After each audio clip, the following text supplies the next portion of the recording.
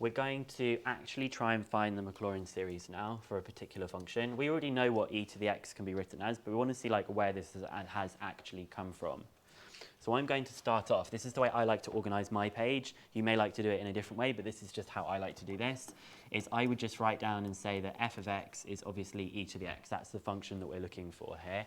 And then underneath it, I would do f dash x, which is obviously e to the x. It just differentiates to the same thing. This is pretty boring for this example because everything I'm going to write down is just going to be e to the x, etc., etc., etc. So it stays the same the whole way down. So usually I do my derivatives on the left-hand side, and then on the right-hand side, I do f of 0, f dash of 0, f double dash 0. That's the way I like to organize my page to kind of see what's happening that we've got here. So f of 0, when you substitute in 0, is 1. So all of these ones, when you substitute in 0, you just get 1. Hence, f of x, which is e to the x, is equal to this formula, but with just 1s in place of the f bits that you've got. So that would be 1 plus x squared over 2 factorial plus x cubed over 3 factorial plus, and the general one that we have is going to be x to the power of r over r factorial. And that's the Maclaurin expansion of e to the x. If you wanted to, you could have said stuff like this. You could have said that f of n of x is just e to the x. So for all of these values, it's always going to be 1. Oh, that should be a 0, not an x.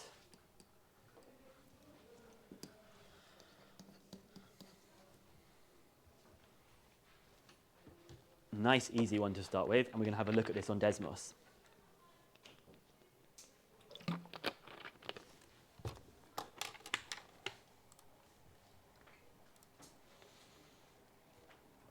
So first of all, I want to understand about what I've got written. I have represented y equals e to the x, the function that we're actually trying to do with the Maclaurin expansion. Now this looks kind of crazy, but it's not kind of crazy. This is the sum of this particular series. So I'm saying when r equals 0, you have x to the power of 0, which is 1, divided by 0 factorial, which is 1. And if you look on your page, e to the x starts with 1. If I then put in 1 here, I would have x to the 1 over 1, which is the next thing you've got, and it will work all the way through the sequence that you've got. I've said, though, that we're going to stop at a. So at the moment, this series has just got y equals 1. And look what happens when I start increasing a. Every time I'm increasing a, it's like I'm including more terms of the e to the x expansion. So this is just 1. Then it's just, 1 plus x. Then it's 1 plus x squared over 2 factorial. 1, and then that whole thing. And as we keep going, look what happens.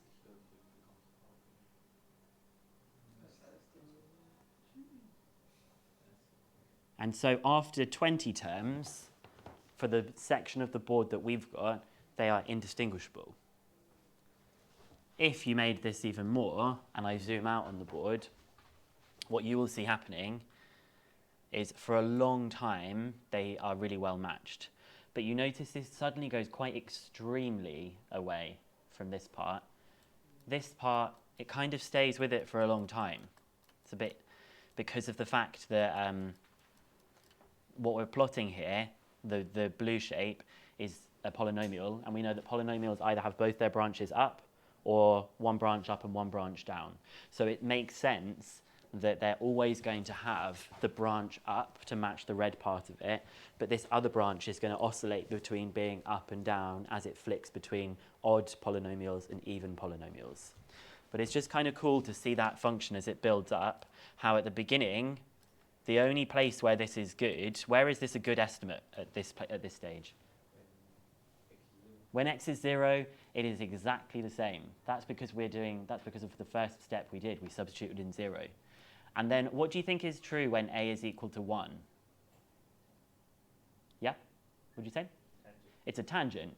That's because we were dealing with the first derivative, and the first derivative is to do with tangents. Then when we go to the other powers, it starts to get a little bit trickier about what's happening here, but essentially the curve can be estimated as this polynomial that we've got here. I just think it's really cool. I just love seeing this polynomial replicate the function.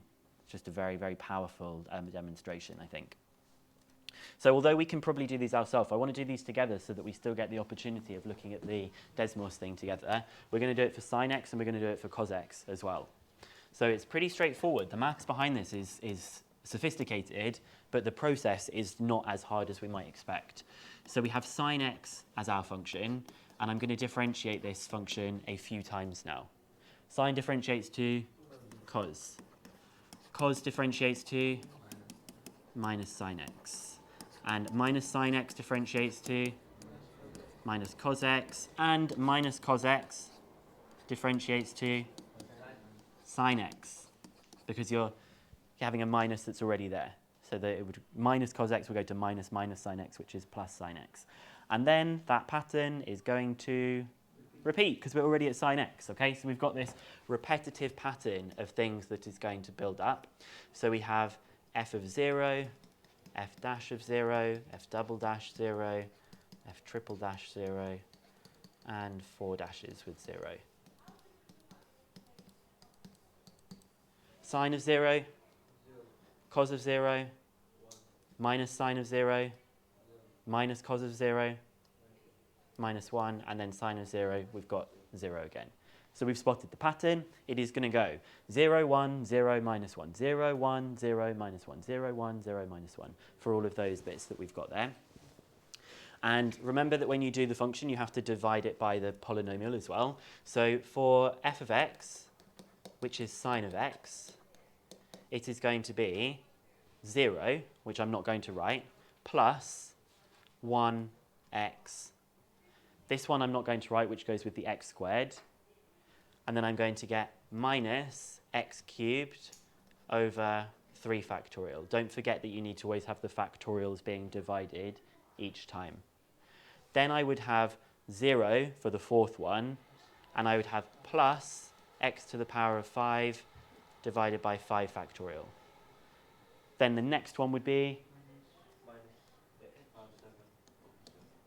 over 7 factorial, etc. And we're going to try and, in a second, we're going to have a look at the rth term for this one, and we're going to try and explain why that is the rth term that we've got. In fact, I think we might do that now. Let's have a look from the formula book, because I want to show you this for the first one, and then you're going to try it for the cos one in just a second. So, in fact, would you just flick forward so you can read it out for me? Would someone just read out this whole chunk that we've got here to me so that I can just remember it when I write it down on the next page? Would you just read that out for me, Araful? Not the whole thing, just this bit that I boxed. Yeah. Minus 1 to the power of r. Multiplied by x to the power of 2r plus 1 over 2r plus 1. Okay. So this is the rth term, right? Actually, I really should have taken this thing here, and I should have said it's going to be the next thing that would come in this series. It would be plus this thing. Now, we want to try and figure out why this is true. What did we say when you have minus 1 to the power of something? What does that do each time you increase it by 1?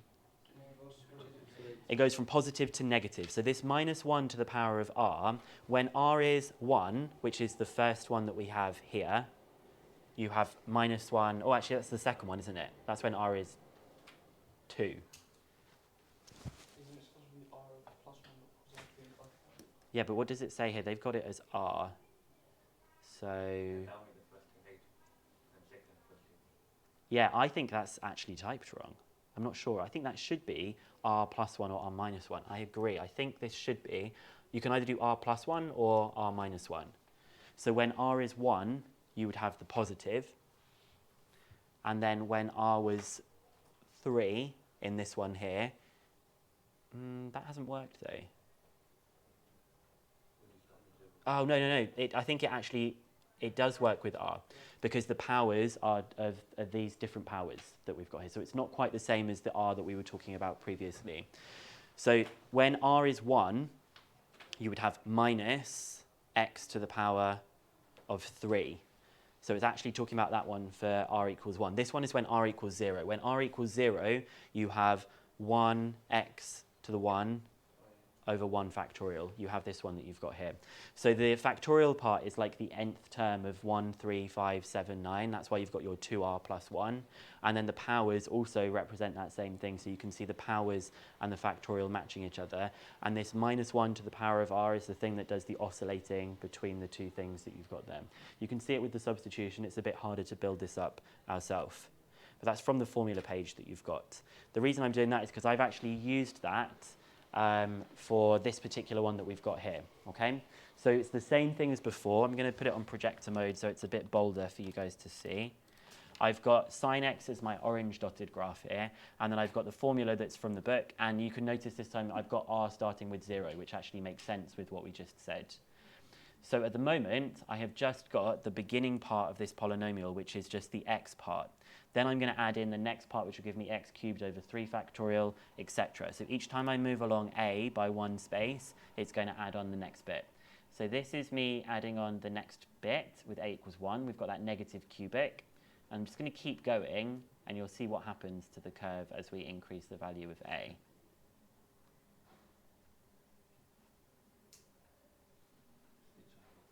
I like the, yeah, someone was saying stitching. I like the idea of it sounding like it's kind of stitching along. And as we increase this value of a, it just kind of like hugs the curve and just actually matches it perfectly.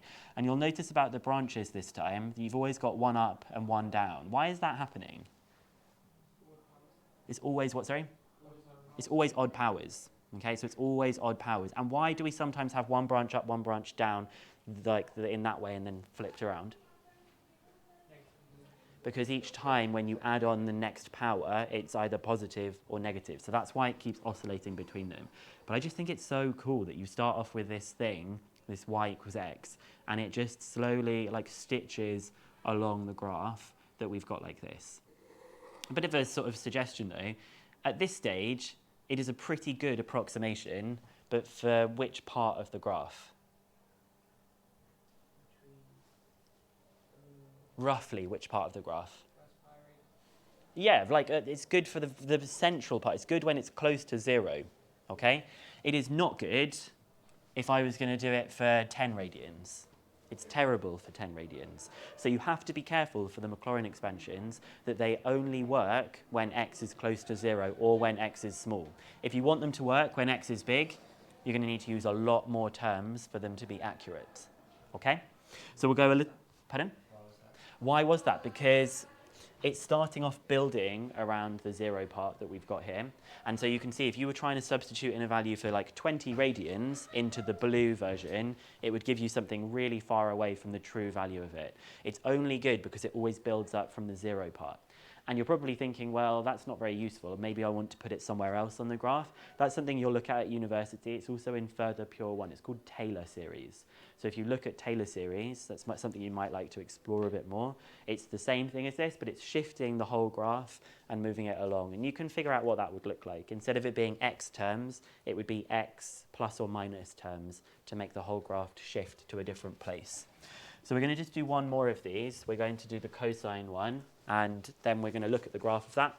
And we're nearly at a stage of doing some practice. So f of x is cos x.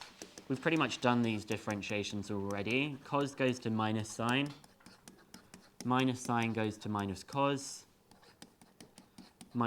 goes to sine x, because when you differentiate minus cos, you get minus sine, which is sine x. And so the fourth derivative is cos x, and we've got that loop of the things happening again. So this is what's amazing about the trig functions, is that they aren't self-differentiating, but with a few times of doing it, they do start doing a pattern. That's why you can do these things. And so we have f of 0, f dash of 0. What's f of 0 going to be? Cos of 0? 1. The next one is going to be 0. The next one is going to be minus 1. And the next one is going to be 0. And then we get that pattern repeating again of 1.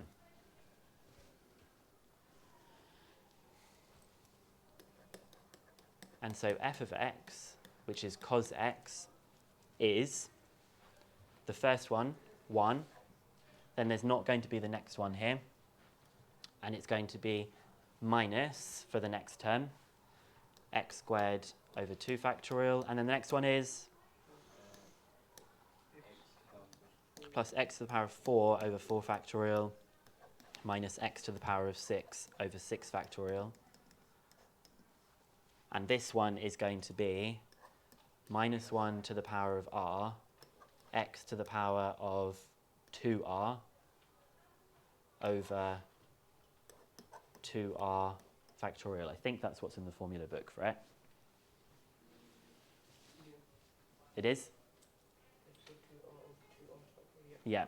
So it's the same where this minus 1 to the power of r oscillates it between being positive and negative. And then you've got 2r as the powers because we only want to have the even powers. So you're taking an integer and you're multiplying it by 2. And then obviously you've got the same matching factorial that goes on the bottom here. And you're going to now notice there's going to be that similar stitching pattern when we have a look at this on Desmos in just a second, when I give you a time to just finish writing that down. Yeah, good. So you're making some predictions about the branches. So you've just told me that the branches are either going to both be going up or both be going down. And do you remember when we started doing small angle approximations in pure maths?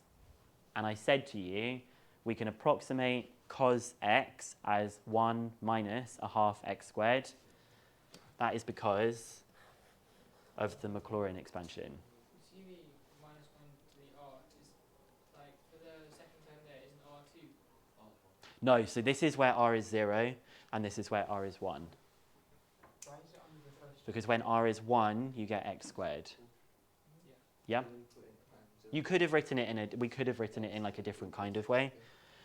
And I guess I should have told you about the small angle approximation. This is why sine can be approximated to x. It's because of the Maclaurin expansion. And then the tan one, do we do the tan one on this? I don't. Tan is approximated as x as well, yeah. So let's have a look at the cosine Desmos that I made for us. I enjoyed making these. So here it is to begin with. I've got the same formula typed in here. And this time, the best approximation is it's starting at 1, which is good. It's a good approximation when it's 0. And we're just going to see that same stitching pattern. We have it as the quadratic, then we have the quartic, and then you can just see as we go along here how it just kind of like stitches along the graph. And at that point, it's an absolute perfect match in this middle section here. If we zoomed in on it, it's the best approximation it could be. It's so, so close to it. It may differ by a tiny, tiny, tiny, tiny, tiny amount, but indistinguishable amount for that. It's just really nice to see how that process works, and well done for noticing, Ishraq, about the branches, how you know they'll both be going up or both be going down, because it's an even kind of polynomial that we've got here. Okay? So those are the ones that we've done for, we've looked at the exponential one, sine and cos. We will eventually be looking at this ln of 1 plus x, and we're also going to look at arctan x as well. These are the ones that come in the formula book, so I wanted to show you these ones so you've got them as a reference. But they're actually really easy to kind of to figure out where they've come from. And the last thing I wanted to say is that in chapter 1, you used the fact that e to the x was, e to the ix was a combination of cos x plus I sine x, didn't you? So you've still got that connections of these things all being like put together. And this is kind of like the final puzzle piece that explains that complex numbers bit that you had to begin with. Okay?